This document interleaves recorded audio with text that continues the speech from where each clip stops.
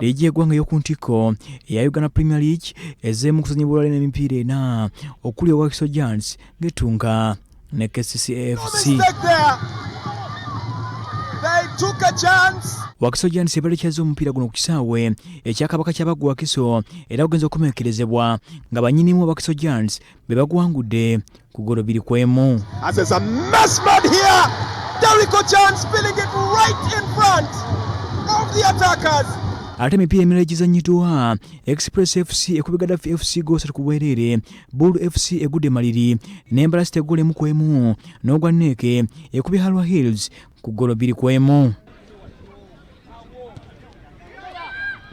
Ate liigi y'abakyala ey'oku ntikko eya Uganda Municipal League ezzeemu kuzannya bwolale n'emipiira 3 egizannyiddwa ku bisaawe eby'enjawulo. Ogumu ku mipiira gino gubadde wakati wa Kempe Muslim Ladies FC ng'ettunka ne Wakiso Hills ku kisaawe ky'essomero lya Kempe Muslim era gugenza okukomekereza ebiddakiika 9 nga bannyinimu ba Kempe Muslim be baguwangudde ku ggoolo 5 ku bwereere.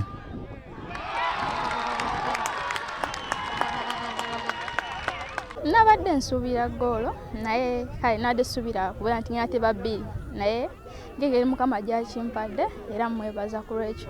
Bwe tuba tetwabadde tugiridde kusooka kuteeba ggoolo zaffe tubeere comfortable bulungi nnyo, pressure ekendere abazannyi basobole okukakkana obulungi, naye kyesanze nga midfield first half babadde batulina nnyo, so ndowooza okuba ntugoba emipiira egy'omuddiringana kirungi era nga tetwagala kukoma ku guno eno.